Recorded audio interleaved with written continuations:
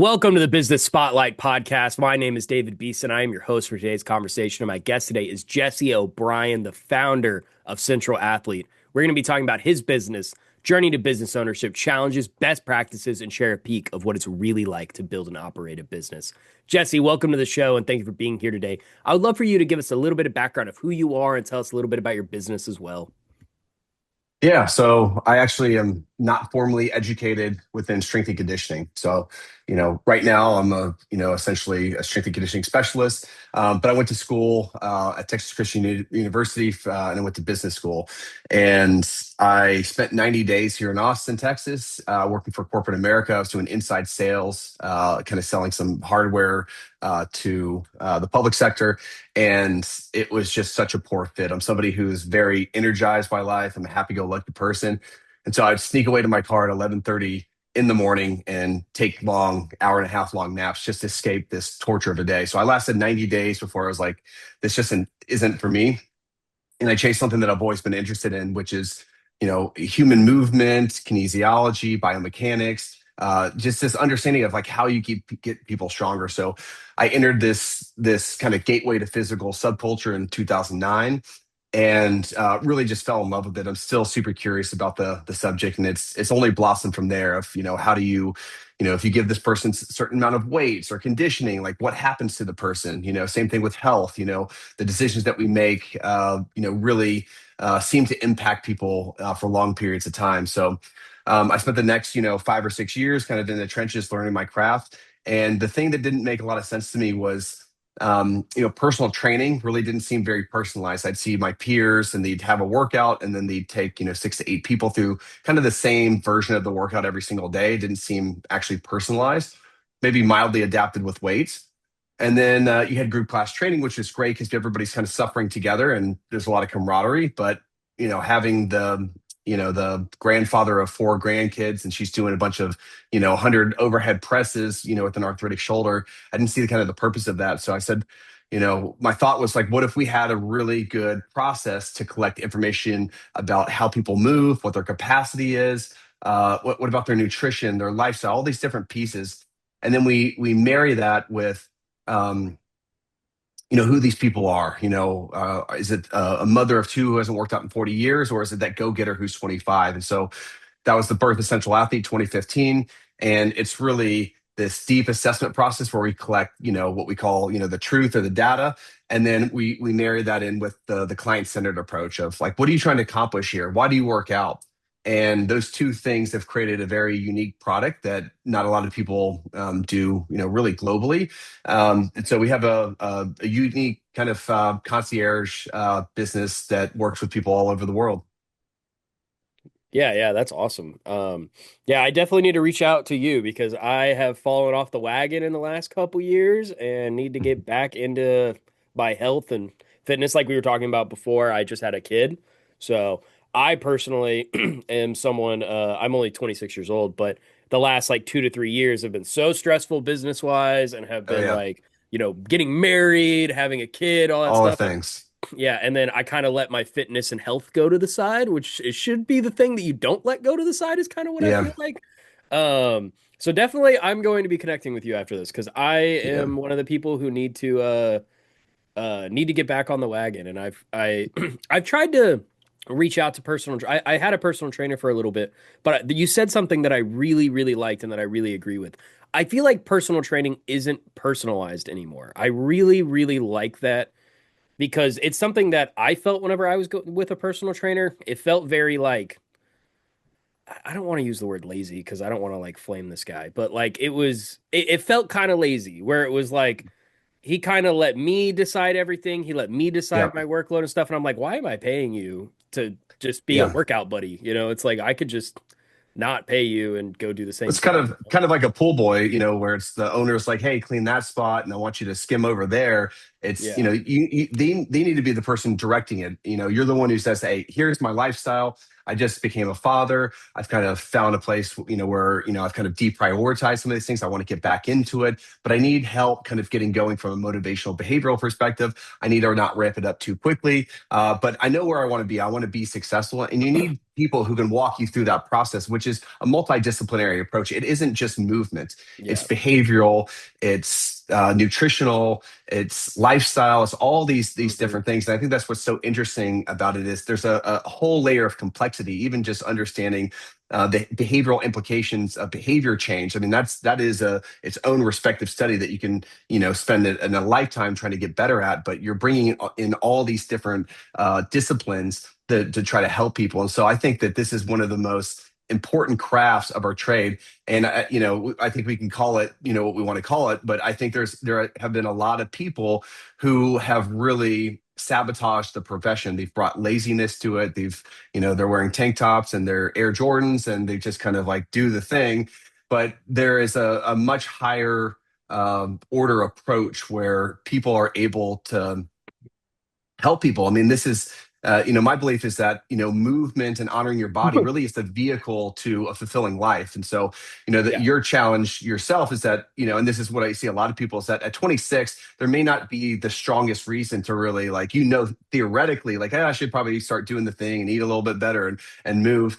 But really, until you get 40 or 50, that's when the wheels start really falling off as a male, and then you have a really strong reason to do it. But at that point, you've really let health go from that point. So now is honestly the best time to do something, but sometimes there isn't that pressure because you can still do the things that you want to do. So it's like why necessarily do it?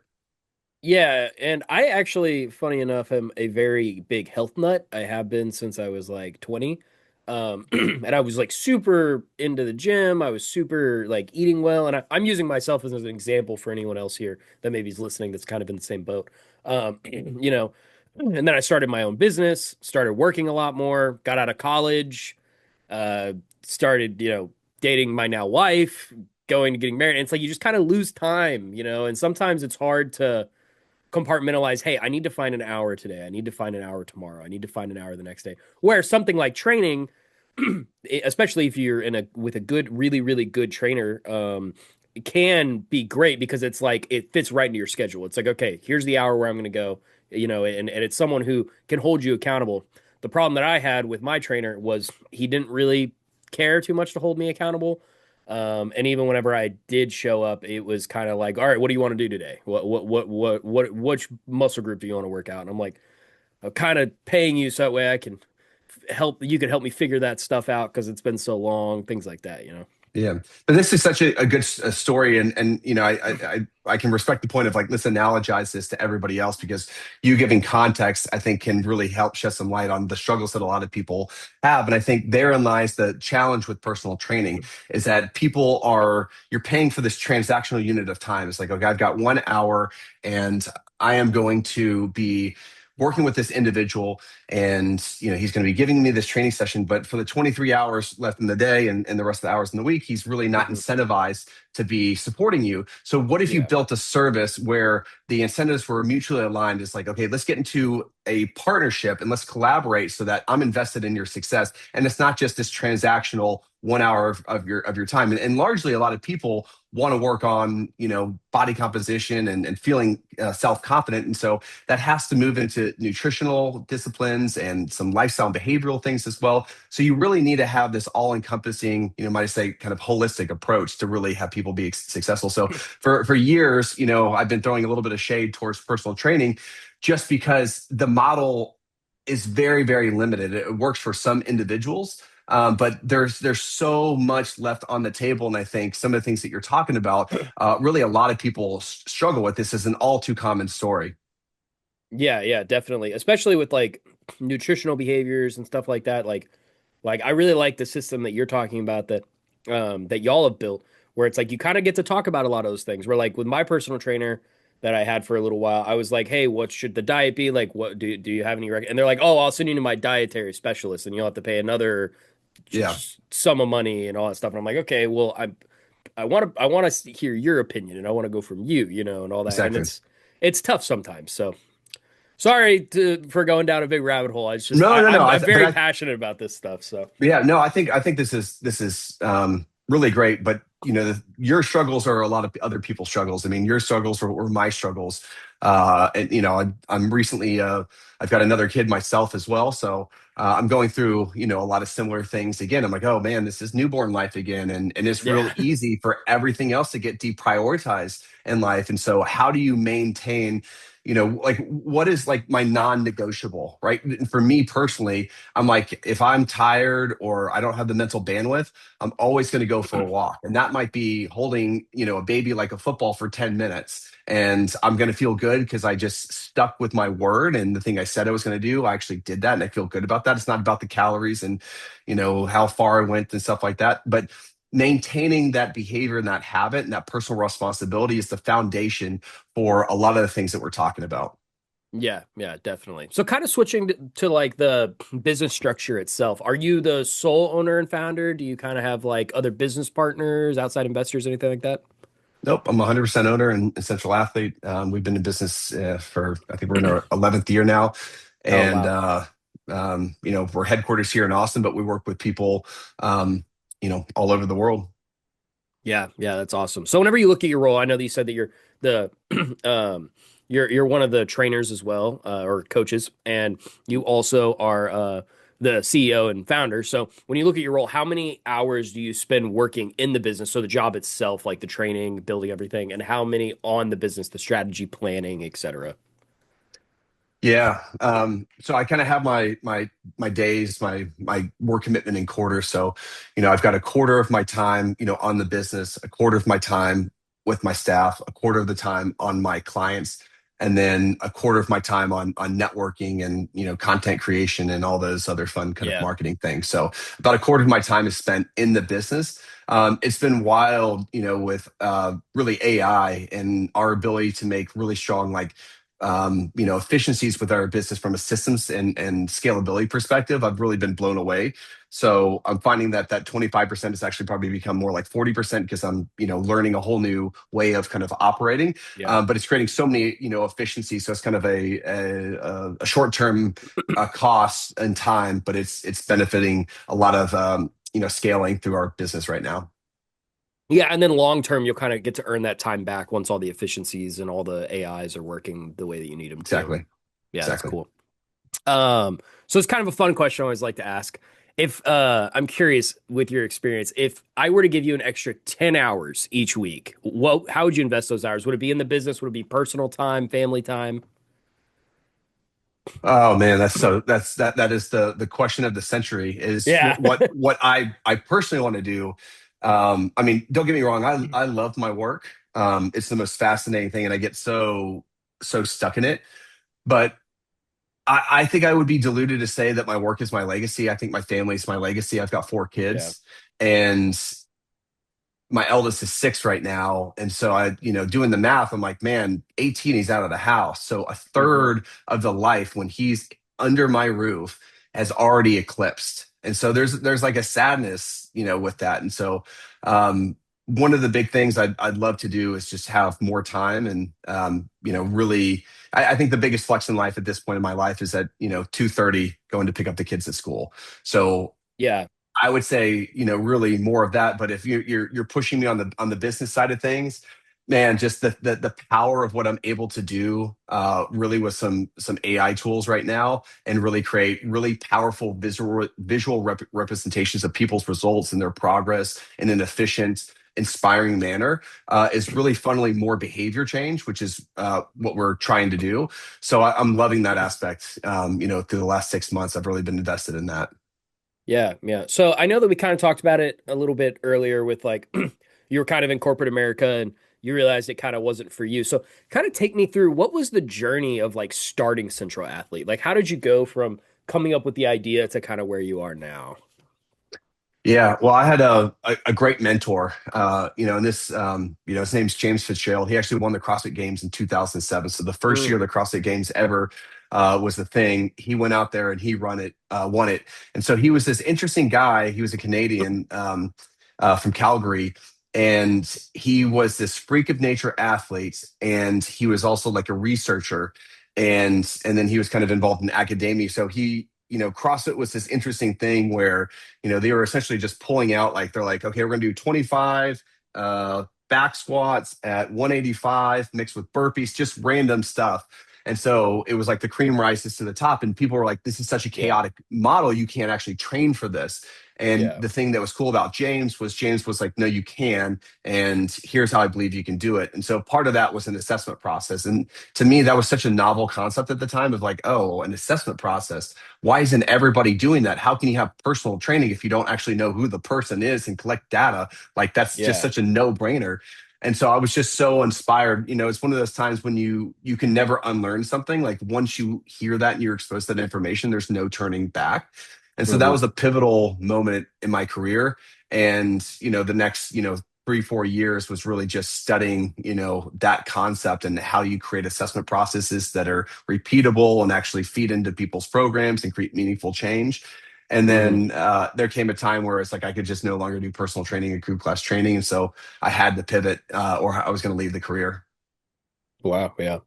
Yeah. Tell me about that. So you did a pivot. That's kind of sounds like you were kind of hitting a bit of like a roadblock. So whenever you were hitting that and you had to you had to do that pivot, what was making you realize that you kind of had to make a pivot like that, or you were gonna lose, or you were gonna have to leave the career path? Yeah, I mean, there's also the business financial aspect of it, where Yeah. you're trading, dollars for hours, and so it all started because I was doing group class training, and I got, really successful there, and I was like, wow, I can, make X amount per class. But it's very energetically taxing. You have to be on. You're talking with a lot of people, so an hour of group class training, I really felt, energetically was, cost me about 2 hours or so. So you could Yeah. really only do so much. Maybe you could do. I mean, man, if you could do 5 classes would just be exhausting. So I got to a certain point where I was like, okay, that's about what I can do. One day somebody's like, hey, do you do personal training? I was like, well, now I definitely do personal training. And so I built up this big personal training career. And then because it paid about 4 to 5x what group class training did, I was like, man, I'll go all in over here. And then I got to the point where I'm working Monday, through half day Thursday. And I hit my cap of what I was, again, like it's a very energetically taxing thing to do. So if you're doing like 27 to 33 hours personal training, like that's a pretty good amount. And usually it's Yeah. you get like the 5 a.m. clients, and then you work through like 9 o'clock in the morning. You have this long break, and then you have like 5 p.m. to like 7 p.m. So you really don't have a lot of personal time. It's this very inefficient day. And I was like, man, I don't love the lifestyle here. And I'm also, how do I travel? Like if I want to travel, I have to save up all this money. I'm not making any money. It didn't feel like it was a sustainable career. Yeah. So that aspect of things is like, okay, how can I scale my all of the insight, all of the things I want to do and help people? How can I scale that? And it's like, okay, I need to work on more of a consultation Hmm. or consultative level with individuals. And so that was kind of like the beginning meeting James. It was all this kind of flurry. And early on, everybody's like, that's never going to work. There's too many issues with what you're doing. And most of those people, they're no longer in business. And I think we're in our 11th year, and I'm proud to have weathered many, many Yeah. storms here. Yeah. So a lot of the people that listen to this podcast are business owners in the Austin area specifically. So definitely, I think a lot of the people that I've talked to have talked about how their fitness kind of falls. So I kind of want to do a bit of like a exercise with you using me as an example, just because I think that what you're selling is great, and I think a lot of business owners here should definitely be reaching out to you for this. Um, so using me as an example, like I said, I'm 26, kind of in shape, mostly out of shape. How would you approach like helping me and like selling me? Just using me as an example for all the other business owners here. Yeah. So I think that the big aspect with what I know about you so far, David, is that the actual assessment process of like how you move, the physical capacity, the work capacity, I can make some generalized assumptions there. And I think Hmm. it's important to still kind of test you there. The big thing is I would spend, probably 45 to 90 minutes just in a room with you, Hmm. understanding you better, right? Tell me about, that journey from, 18 to 26, and what changed. You talked about, you've kind of had these life events where fitness has kind of been pulled to the back burner. Tell me more about that, right? So it's a lot of reflective listening, a lot of curiosity. My goal is I'm trying, I mean, you're going to you know yourself better than I ever will, but within a finite amount of time, and an ongoing, year-long relationship, I want to absorb as much understanding about you as possible. And there's a lot of ways that we're able to marry, behavioral science and behavior change mixed in with what your specific limitations are. And, to Yeah. give you an example, one of those things is, typically when people start a health and exercise routine, they're like, okay, I'm going to go to the gym, and then I'm going to start eating a little bit healthier. And then I'm going to probably go for a daily walk 3 days, call it 3 days per week. And then I'm going to, get an extra hour of sleep. Well, you got four things right there. But when we look at long-term behavior change, you have a chance, if you implement one new change at a time, you have an 85% chance of adherence. If we add a second change, it drops to 30%. If we add a third Mm, change, it's sub 10%. And so even though it seems like a noble effort to do all the things at once, the research says that that really isn't a sustainable model for doing things. And so we would get very clear, and this might be, hey, all we're going to do is we're just going to start with, going for a walk 5 days per week, right? And we're going to do that for 2 weeks, and we're going to see if you can just get into that good rhythm. And it might be like, why am I paying this dude this much money to just go for a walk? I can do it on my own. It's because this is the foundation for what's going to make you successful 12 months later. And then by week 3, okay, now we're going to add 2 days. Going to the gym, and it's just going to be a 30-minute session. It's going to be a very efficient 30-minute session. And by the time we're in month 9, you're training 4 days per week of resistance training. You're walking 10,000 steps per day. We've adjusted your habits around, breakfast and lunch, and then also, made some kind of like weekend constraints to support you there. And you have a really robust plan at that point. But people often don't scaffold things correctly from a behavioral perspective. They just dump it all at once, and then people just, fall by the wayside, and they go through cycle and cycle and cycle. And then there's shame spirals and guilt and all the negative emotions. And then eventually people just get to the point where they've just completely given up. And that's a yeah. really tough place to be when you're 55 years old, your body's broken, your spirit's broken, and you're hopeless. And it's hard to pull people out of that because you're neurologically and behaviorally entrenched at that point. So, somebody like you has a really great opportunity because from a neurological perspective, your brain hasn't fully myelinated until you're about, 25 to 30 years old. So your ability to make behavior change that are going to impact you for the rest of your life still can happen, and you can do some remarkable things. That window begins, you can always make change, but it begins to kind of, the door starts to kind of shut a little bit, for males once we turn 30. It just gets a little bit more harder. And you think about lifestyles like, say you have 3 kids, your business is even bigger, you have Right. even more stressors, it gets really challenging.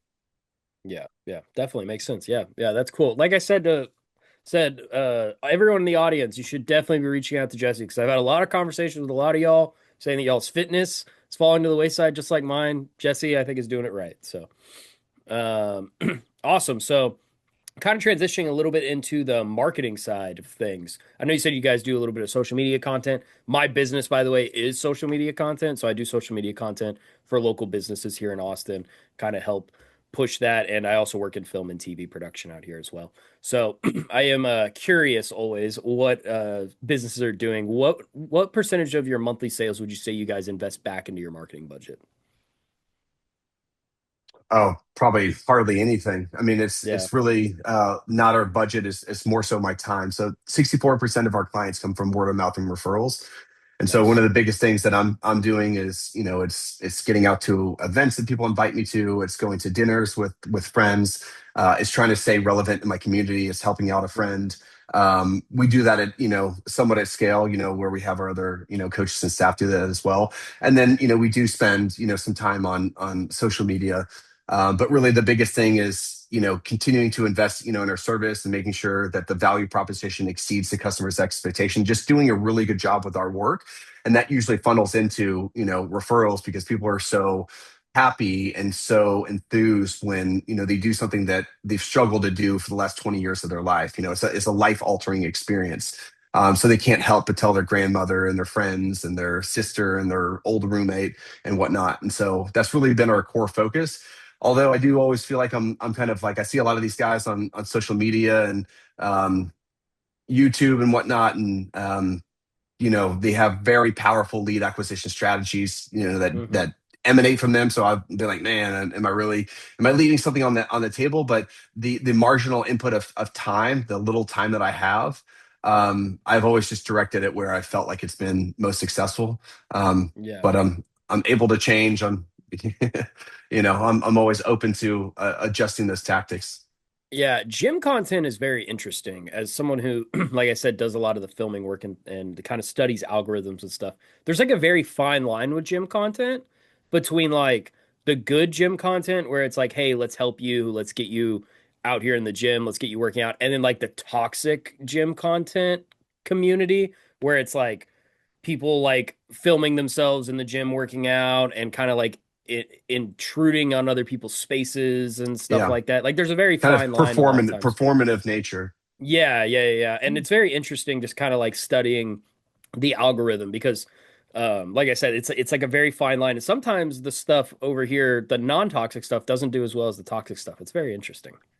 Yeah. And so incentives aren't always aligned. You're trying to Yeah. get, clicks and people's interests and attention. So you have to Hmm. be theatrical, or you have to kind of almost like kind of skim over the truth, to make it more Hmm. digestible for people. The truth within health and fitness is very context dependent, and sometimes it's got lengthier answers. And not everybody wants to sit through some long form content of somebody, explaining the nuances of behavior change or fat loss, or Yeah. strength training, or what have you. And so I get why it's been directed a certain place. But one interesting thing is that we have done from a media perspective is that in 2015, everybody, the way we were prescribing exercise was Google Docs and Mm. Google Sheets. And it was just this very clunky process. And we needed a bi-directional way of telling people, here's what we want you to do. Here's what the exercise should look like. Here's the intent, the reps, and everything. And then we needed to know,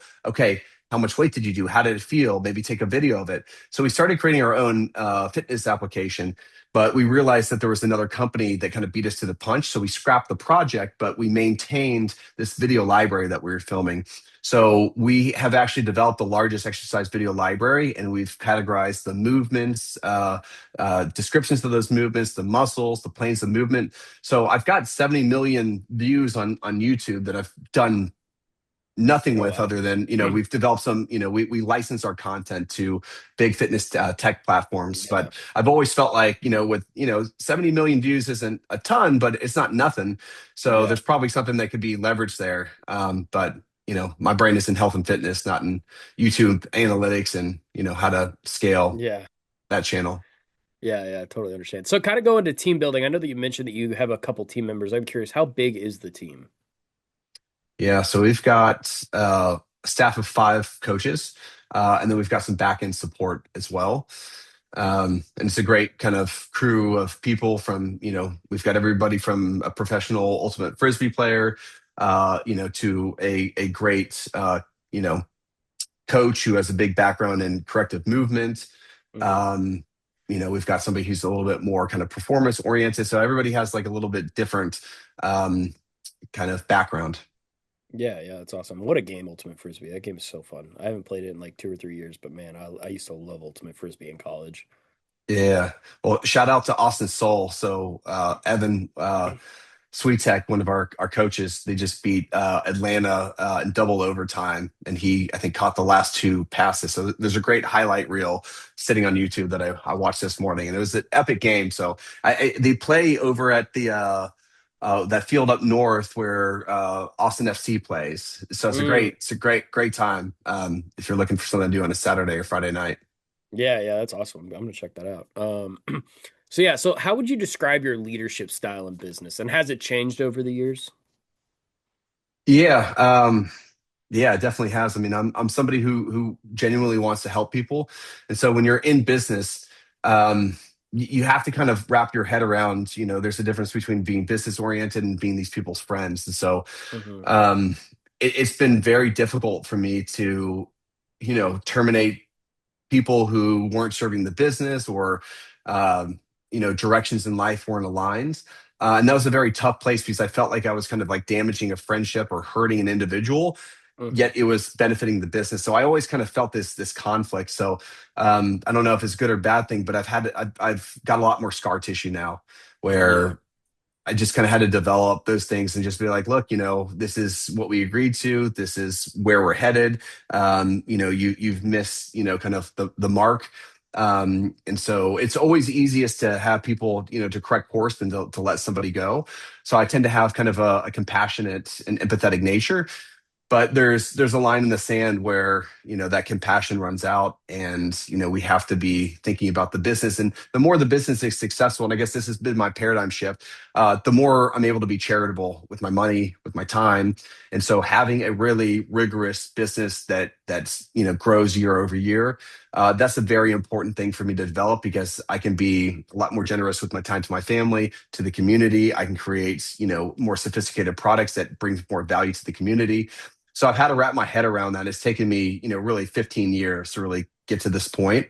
But I'm just not one of these kind of ruthless, business people that just is kind of black and white. And I've seen a lot of people be very successful, but also I feel like it can be a little lonely or stressful at the same time. And I don't. That's not where I want to end up in life.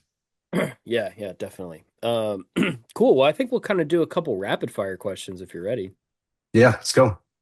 What is the key to success for you?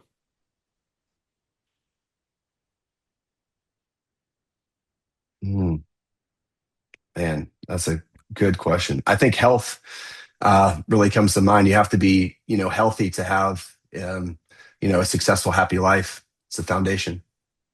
Yeah, I love that answer. What is one piece of advice you have to other business owners? Measure twice, cut once. Be calculated in what you do, but don't get stuck in indecision and rumination. Yeah, I love that. What's a good book or podcast you're reading or listening to right now?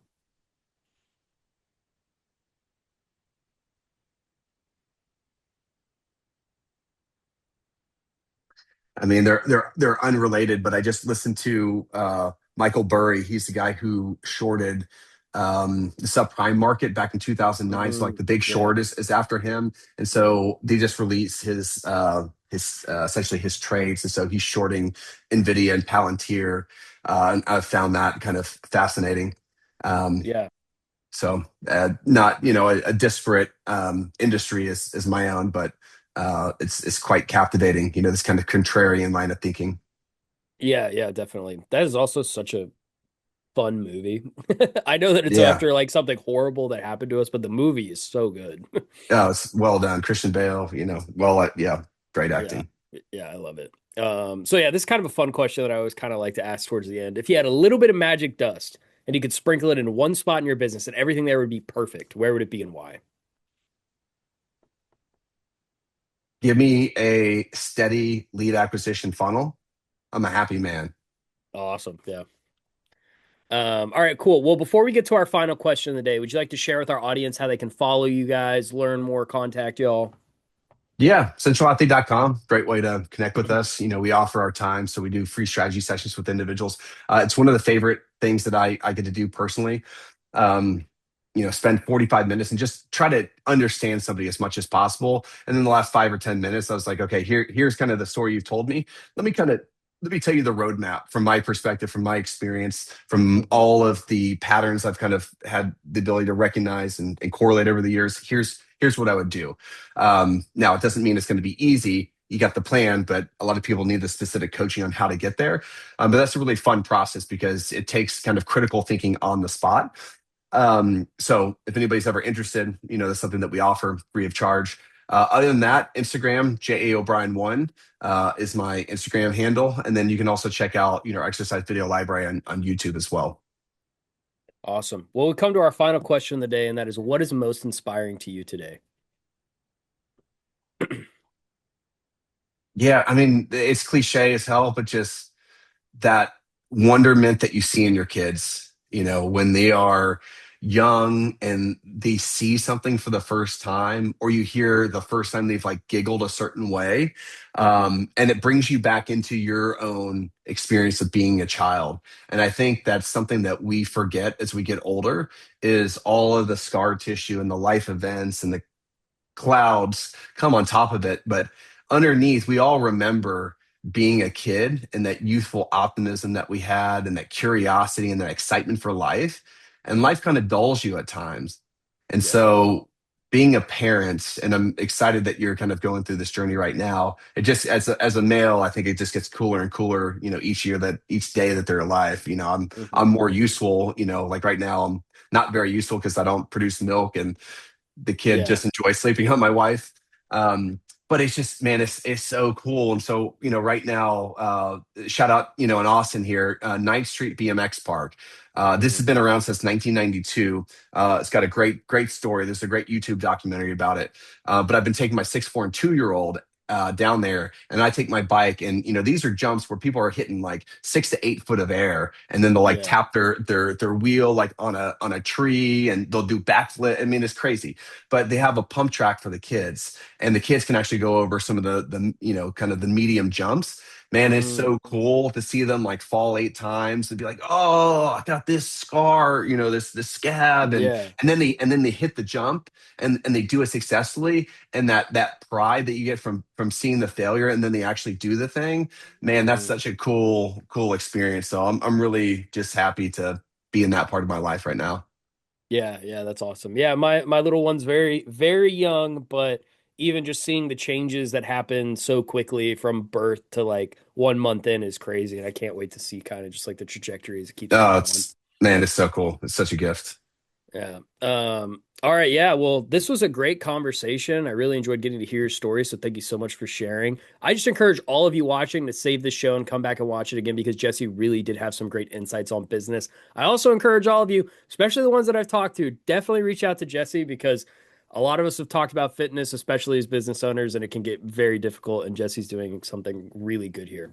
Um, don't forget to like and subscribe to our channels and get notifications every time a new conversation drops, just like this one.